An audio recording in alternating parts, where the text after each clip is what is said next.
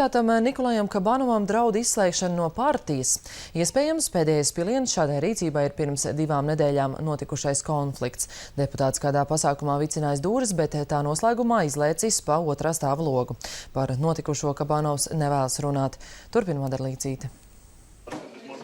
Pēc tam, kad pērn Nikolajs Kabanovs ieradās uz Saeimas komisijas sēdi ierēbis un vēlāk saņēma ētikas komisijas stingrāko nopēlumu, viņš parlamenta darbā bija kluss un nemanāms. Taču pēdējās dienās redzams, ka deputātam grūtības sagādā gan pārvietošanās, gan arī sēdēšana parlamentāriešu krēslā. Kabanovs par apstākļiem, kādos guvis traumas un tieši kādas, runā nelabprāt. Par personiskām lietām man liekas, ka cienījušie cilvēki tā nerunā savstarpā. Latvijas televīzijai tapis zināms, ka deputāts pirms neilga laika piedalījies komandas saliedēšanas pasākumā, laikrakstā Vestis Sevodņa, kurā viņam radušās domstarpības ar partijas par dzimto valodu atbalstītāju. Abu starpā izcēlies kautiņš, kur rezultātā Kabanovs izlēcis pa otrā stāva logu. Frakcijas vadītājs Jānis Urbanovičs par savu kolēģi nedienām nav pilnībā informēts. Es zinu, ka viņš pašreiz ir uz slimības lapas un ir gulējis slimnīcā, un viņam ir trauma. To es zinu. Un traumas rašanās cēloņus es nezinu tiešām. Vai viņam arī turpmāk būs vieta partijā? Katrā ziņā, kad man ir kas sakāms partijas biedriem vai frakcijas biedriem, es to daru acīs.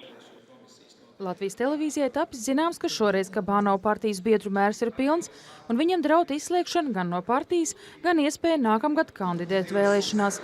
Madara Līcīte, Ingus Graudiņš, Latvijas televīzija. Stiprināts uzmanības lokā gan no savu kolēģi, gan žurnālistu puses nonāca Saskaņas centra Saeimas deputāts Nikolajs Kabanovs. Parlamenta valstiskās audzināšanas apakškomisijas sēdē viņa izturēšanās liecināja, ka deputāts visticamāk ir kādu aprēbinošu vielu iespaidā. Komisijas sēdē viņš vispirms ironiski aicināja nošaut personu, kuras lieta tur skatīta, bet pēc tam pinās skaidrojumu žurnālistiem, kāpēc viņš tik neadekvāti uzvedies un runājis. To viņam nāksies paskaidrot arī ētikas komisijā.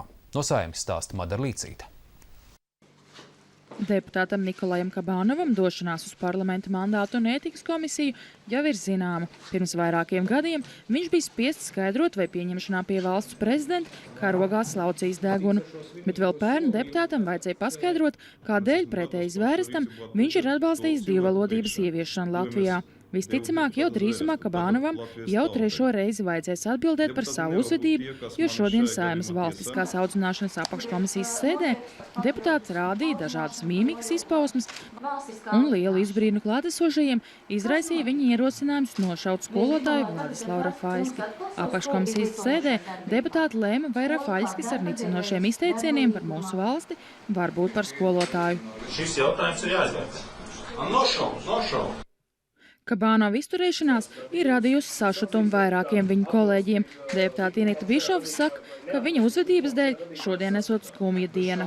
Es gribu teikt, ka šodien ir kauns visai Latvijas Republikas Saeimai, un ja mēs ņemam vērā, ka tā bija valstiskās audzināšanas apakškomisija, tad tas ir negods mums visiem kopā.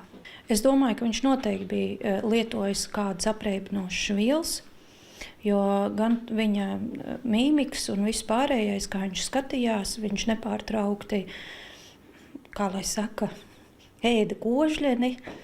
Un tajā vienā brīdī, kad mēs skatījām jautājumu, viņš pacēla roku un sauc nošaut. Un es domāju, ka šodien ir tiešām tāda skumja diena. Pats Kabanovs pēc sēdes ātri aizteicās prom, sarunās neielēdās un Saeimas namā vairs nebija sastopams. Taču telefonu sarunā ar Latvijas televīziju viņš noliedz, ka darbā būtu bijis alkohola reibumā. Man šķiet, ka tas ir, tā kļūda. Ko jūs variet teikt saviem kolēģiem, kuri tagad ir uzrakstījuši iesniegumu mandātu komisijai un aicina komisiju ar jums runāt un izsaukt jūs uz sēdi? Labi. Jūs iesiet? Jā.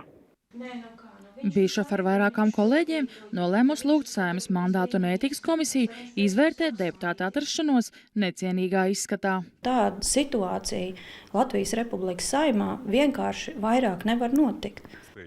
Piebildīsim, ka atrašanās alkohola reibumā darba vietā bieži ir pietiekams iemesls, lai darba devējs šādu darbinieku varētu atlaist, bet Saeimas deputāts visticamāk tiks cauri ar nokaunināšanu ētikas komisijā. Madara Līciet, Ivans Milovs, Latvijas televīzija. Rīgas doma atsaukusies vides aizsardzības un reģionālās attīstības ministra Kaspara Gerharda rīkojumam un atcēlus jautājumu skaitu limitu domas sēdēs, opozīcijas un pozīcijas domstarpības nerimst. Tas tādēļ, ka atcelto vietā ir citi ierobežojumi, kuri tāpat samazina deputātu iespējas izteikties, un tos atcelt pašvaldība nedomā. Stāst Liena Baris Sermala. Sākam ārkārtas sēdi. Šodien bija pēdējā diena, kad Rīgas domei bija jāceļ ierobežojumi domes sēžu norisē. Lēmums gan pēc būtības daudz nemaina, jo strīdīgais 3 jautājumu limits jau netiek pielietots, bet jaunie ierobežojumi, kurus pozīcija paguva apstiprināt pēc ministra rīkojuma, palikuši spēkā. Proti tagad domes sēdēs ir noteikts laika limits. Jautājumu uzdošanai lēmumu projekta ziņotājiem dotas 20 minūtes. Un šodien jau parādīja, ar tām deputātiem nepietiek, jo pie jautāšanas par šīs dienas lēmumu tika tikai daži deputāti. Varbūt viņš ir ar mieru turpināt jautājumu atbilžu sesiju. Ja viņš ir ar mieru, tad kāpēc, lai mēs to viņam neļautu? Tāpēc, ka Stepaņenko kungs nevada šo domas sēdi, to vadu es. Un es esmu pieņēmis lēmumu, ka atbilstoši nolikumam mēs esam pārsnieguši par 5 minūtēm jau jautājumu uzdošanas Bet sesiju. kur ir problēma turpināt jautājumu uzdošanu, jo man ir ļoti būtiski jautājumi? Tas nav procedūras jautājums. Vjačeslavs Stepaņenko, kurš ziņoja par šīs dienas sēdē izskatāmo jautājumu, norādīja, ka viņa prāt par 20 minūšu limitu šodien arī nebija jālemj, jo sēdē bija citi mērķi. Mēs, kā dome, šobrīd formāli pildam ministra norādījumus, faktiski, kas attiecas uz konkrētiem punktiem, un atrisinām šo situāciju tieši tādā veidā, kā ministrs bija iecerējis. Opozīcija gan solās darīt visu iespējamo, lai arī šos ierobežojumus atceltu. Es jau šodien arī ironizēju kolēģiem, ka tad skriesim pirms domes sēdes, kurš pirmais saspiedīs pogu, jo visi nepaspēs uzdot jautājumus. Ja? Manuprāt, tas ir pats galvenais, pret ko mēs iebilstam, un tas, manuprāt, nav normāli. Man šķiet, ka ir izveidojies tāds juridisks absurda situācija, kur domas pieņemtie lēmumi faktiski attiecībā uz nolikumu nav vairs ne loģiski, ne arī pamatot. Atgādināšu, ka līdzīgas diskusijas par ierobežojumiem ir arī citās pašvaldībās. Pašvaldību organizācijas ar ministru pārunājušas nepieciešamību lielāku skaidrību par to, kā organizēt pašvaldības sēžu darbu, regulēt ar līkuma palīdzību. Liena Barisa Sermale, Olafs Perševits, Latvijas televīzija.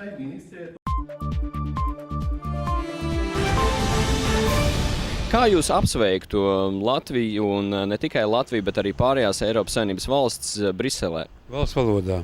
Ziniet, man liekas, ka tā ir diemžēl mūsu politiķu vājā puse. Mēs vārdos esam par valsts valodu, par latviešu valodu, tā aizsardzību, tā problēmām ar eksistēšanu un tā tālāk un joprojām, bet mēģinam runāt svešvalodās, pat ne īpaši labi pārvaldot tās. Ja mēs gribam tiešām aizstāvēt savas nacionālās intereses, tas ir jādara valsts valodā. Tas nozīmē, ka jūs angliski vispār nerunātu? Kāpēc? Es runāšu angļu valodā, bet tikai tādā privātā sarunā, bet neoficiāli. Kā jūs Briselē visu sveikt no Latvijas vasaras svētkos? Angļu valodā. I don't know whether I would go to Brussels, but I think I would congratulate guests from abroad here in Latvia, and I would say welcome to Latvia in this most beautiful time of the year, because we don't have too much sun, we don't have too much warmth, but this is the right months to come, and this is the right time to enjoy Latvia. Prezidents jau pirmkārtām nekādus beigos apsveikumus neveiks, tad jau drīzāk viņš kā reprezentē valsti, tad drīzāk viņam būs jāuzrunā kāds parlaments vai kāds cits, tad varbūt varētu būt kāds. It's a great honor for me to address you as a president of Latvia. We have lived in Latvia since second millennium BC. We worked in our fields, we trade with other countries. Our ancestors were Vikings, fighters and traders. Our history has asked who we are. We are strong, we are loyal to our partners, and we are ready to stand and fight for common European values. You can always rely on us. Tomēr tuvojas vasaras saulgrieži. Iedomāsimies, ka jums ir jādodas uz Briseli un tur visi jāsveic no Latvijas vasaras saulgriežos. Kāda būtu jūsu tāda īsā uzruna angļu valodā? I think I am the president of a country which is white, which is in the north of Europe. And in north of Europe, we have a very long days. And today is the longest day in the year. And I welcome you also to celebrate this longest day of the year together with Latvians, with Latvian state.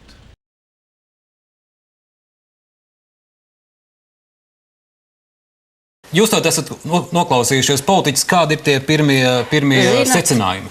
Zinat, vienkārši briesmīgi. Vienkārši, jāsaka tā, kā ezels jāsaka, es esmu nelaimīgs, aizmirsts un atstāts. Ko jūs solat? Kam tas viss ir vajadzīgs? Tie ir tukši solījumi. Kā jūs varat teikt, ka jūs man neatvelkat no manas pensijas no 173 latiem, lai jums deputātiem būtu algas lielāks, jums vajag? Ja? No maniem 173 latiem jūs atvelkat ienākumu nodokli. Pievienotās vērtības nodoklis arvien lielāks ir. Es ieeju veikalā, es nezinu, ko pirkt. Es nezinu, vai es varu atļauties šodien nopirkt sviestu vai maizi.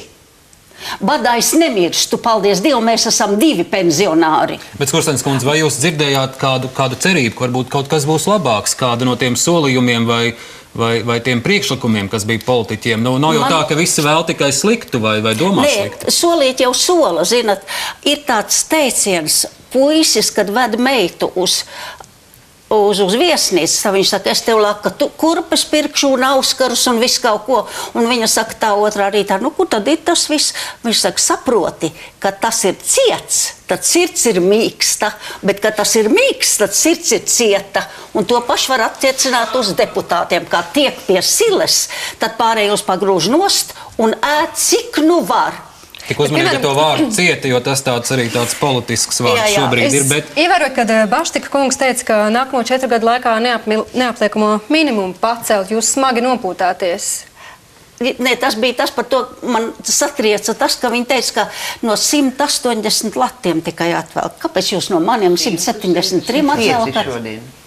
165 šodien neapliekamais minimums. Un zināt, vēl ir tā. Edvards Pāvuls izstāstīja tādu burvīgu anekdotu, lai garstāvokli uzlabotu un lai nebūtu tas tā. Stāv viens pie šitiem partijas solījumiem, kasa pakausi, ak Dievs, pievienotās vērtības nodoklis vēl lielāks, pensijas ar vienu mazāks un vēl kaut ko. Viņš saka, nu gan žmiedz. Pienāk policists, saka, kas jūs žmiedz? Viņš saka, mani vīzes žmiedz. Bet jūs tā kā esat basām kājām, tāpēc jau basām, ka žmiedz. Mēs dzirdējām arī, šovakar mēs neprasījām, jo politiķi pirms tam ir solījuši dažādās debatēs, intervijās, sarunās par šo pensiju, ja ne palielināšanu, tad soku vismaz nesamazinās. Vai jūs... Tie tukši solījumi. Kāpēc jūs tā domājat? Kāpēc barot sev ar tukšiem solījumiem? Bet visi ir apliecinājuši, ka nepalielinās. Jūs pirms šā vakara diskusijas teicāt arī, ka jūs gribat tādu ļoti skaidru atbildi dzirdēt. Es gribu, lai viņi parakstās, ka viņi man vairāk neatvilks no manas pensijas. Lūdzu, parakstieties. Bet jūs paskatiet, kas tur ir rakstīts, lai zinu, par ko parakstās. Jā. Protams. Kas tur ir teikts? Tā. Apsolu, ka Saimas laikā balsošu par lēmumu, kas samazinātu pensiju apmēru.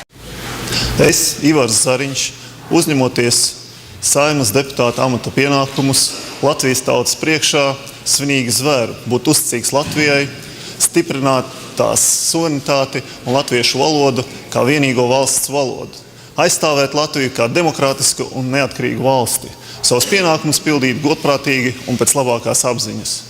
Es apsolos izpildīt ievērot Latvijas Saeimas un Latvijas Satversmi un Latvijas likumus. Jūs sajaucāt vārdu kārtību, lūdzu, nododiet vēlreiz svinīgo solījumu. Jā. Es, uzņemoties Saeimas deputāta amata pienākumus Latvijas tautas priekšā, svinīgi zvēru, būt uzticīgs Latvijai, sargāt, stiprināt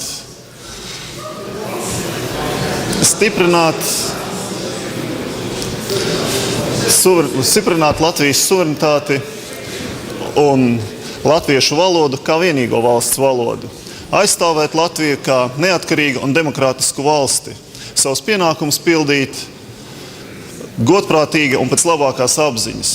Es apņemos ievērot Latvijas satversmi un likumus. Jūs, diemžēl, sajaucāt arī šoreiz. Lūdzu, jūs stiprināt tās suverenitāti vietā, pateicāt stiprināt Latvijas suverenitāti. Jā.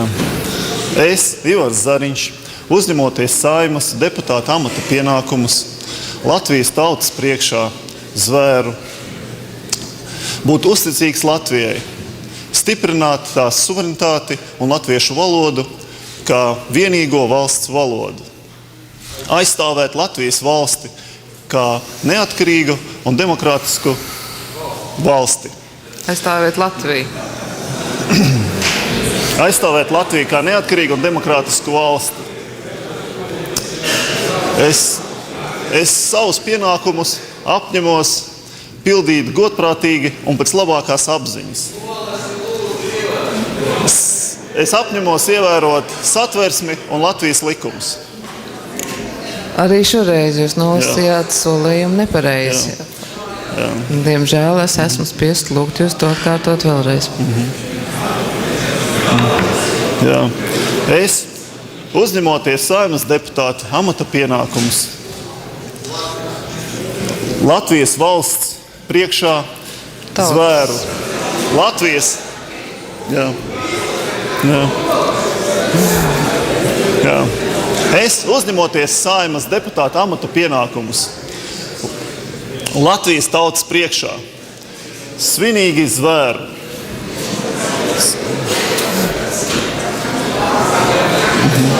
Jā. Jā.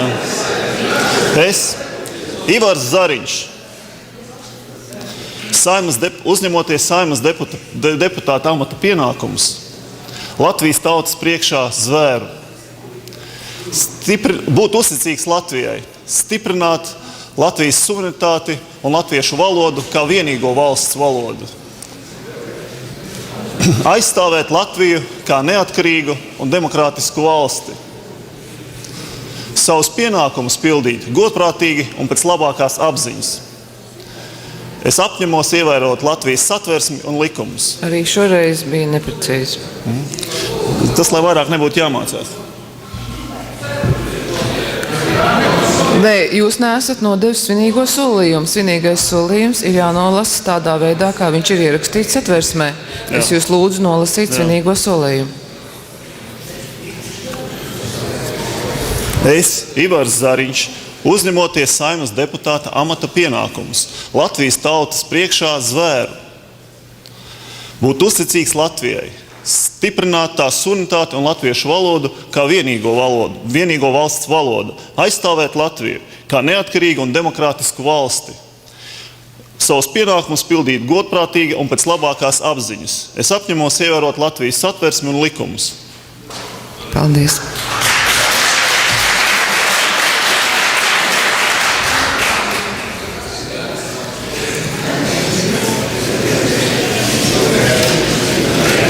Aicinu Valdi Zatleru dot svinīgo solījumu.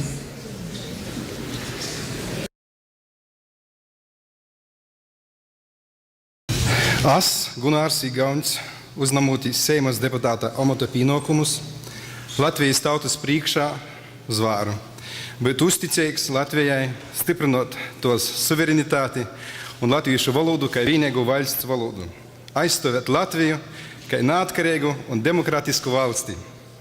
Savus pienākumus pildīt godprātīgi un pēc labākās apziņas. Es, apsajamos ievērot Latvijas satversmi un likumus. Paldies, Igauņa kungs, bet es aicinu jūs dot svinīgo solījumu vēlreiz valsts valodā. Es, Gunārs Igaunis, uzņemoties Seimas deputāta amata pienākumus, Latvijas tautas priekšā zvēru būt uzticīgs Latvijai, stiprināt tās suverenitāti un latviešu valodu kā vienīgo valsts valodu, aizstāvēt Latviju kā neatkarīgu un demokrātisku valsti, savus pienākumus pildīt godprātīgi un pēc labākās apziņas. Es apņemos ievērot Latvijas satversmi un likumus. Kā Latgulis latvītis saciešu senajā Latgulis latviešu valodā. Es, Juris Viļums, uzņemot Saeimas deputāta pienākumus Latvijas tautas priekšā zvērēju būt uzticīgs Latvijai, stiprinot jos suverenitāti un latviešu valodu kā vienīgu valsts valodu. Aizstāvēt Latviju kā neatkarīgu un demokrātisku valsti, savus pienākumus pildīt godprātīgi un pēc labākās apziņas. Es apsajēmu ievērot Latvijas satversmi un likumus. Paldies. Es zinu, ka man jāatkārtē. Paldies. Paldies. Es lūdzu jūs arī nodot svērast valsts valodā un neizlaist vārdu amata. Es, uzņemoties Saeimas deputāta amata pienākumus Latvijas tautas priekšā zvēru, būt uzticīgs Latvijai, stiprinot tos suverenitāti un latviešu valodu kā vienīgu valsts valodu. Aizstāvēt Latviju kā neatkarīgu un demokrātisku valsti, savus pienākumus pildīt godprātīgi un pēc labākās apziņas. Es apņemos ievērot Latvijas satversmi un likumus. Lūdzu, vēlreiz latviešu valodā. Tiem, kam nebija skaidrs, izlasīšu redzinājumu valodas paveidā. Es, uzņemoties Saeimas deputāta amata pienākumus, Latvijas tautas priekšā zvēru, būt uzticīgs Latvijai, stiprināt tās suverenitāti un latviešu valodu kā vienīgo valsts valodu, aizstāvēt Latviju kā neatkarīgu un demokrātisku valsti, savus pienākumus pildīt godprātīgi un pēc labākās apziņas. Es apņemos ievērot Latvijas satversmi un likumus.